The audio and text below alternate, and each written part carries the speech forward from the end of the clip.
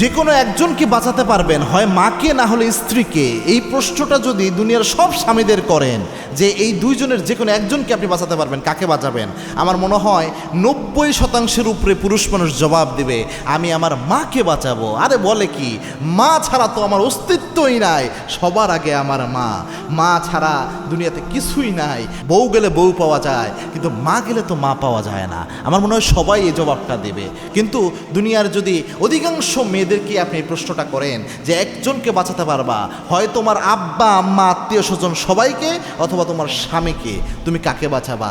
আমার মনে হয় যে বেশিরভাগ নারীরাই এই জবাবটা দিবে আমি আমার স্বামীকে বাঁচাতে চাই। এটা কিন্তু মারাত্মক বিষয়। এবং কি সন্তানকেও যদি আলাদা করে দেন যে সন্তানকেও বাঁচাতে পারবা না, অথবা একজনকে বাঁচাতে পারবা, স্বামীকে অথবা সন্তানকে, আমার মনে হয় অনেক নারী এটা বলবে যে আমি আমার স্বামীকে বাঁচাতে চাই। এটাই হচ্ছে স্বামীর প্রতি নারীদের ভালোবাসা।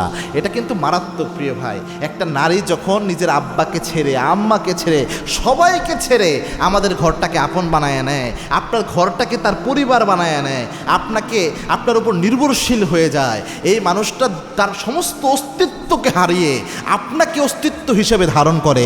সে মনে করে আপনি নাই মানে তার অস্তিত্বই নাই, এরকম একটা ফিলিংস তার হয়ে যায়। এই মানুষটাকে আমরা মাঝে মাঝে কীভাবে এদের উপর জুলুম করেন আপনি বলেন তো? এই মানুষটাকে এমনভাবে কিভাবে আপনি ছোট করেন যে তোমাকে আমি ছেড়ে দিব। এই মানুষটাকে কিভাবে মাঝে মাঝে বলেন যে তুমি আমার বাসা থেকে বের হয়ে যাও, এই বাসায় তোমার কোনো জায়গা নাই। এরকম কথা বললে একটা নারীর হৃদয় ভেঙ্গে চুরে চুরমার হয়ে যায়। এই জন্য আল্লাহর হাবিব সাল্লাল্লাহু আলাইহি ওয়াসাল্লাম তার স্ত্রীদের সাথে সুন্দর আচরণের কথা বলতেন। সব উম্মতকে আল্লাহর হাবিব বলেছেন রিফকান বিল কাওয়ারির, স্ত্রীর সাথে সবচেয়ে কোমল আচরণ করবা। আবার আল্লাহর হাবিব সাল্লাল্লাহু আলাইহি ওয়াসাল্লাম জানিয়েছেন আদ দুনিয়া কুল্লুহা মাতা, এই গোটা পৃথিবীতেই সম্পদ। ও খৈরুল মাতা আদ দুনিয়াল মারআতু সালিহা, এর মধ্যে সবচেয়ে দামি সম্পদ, প্রেস্টিজিয়াস সম্পদ হচ্ছে তোমার স্ত্রী, নেককার একজন স্ত্রী।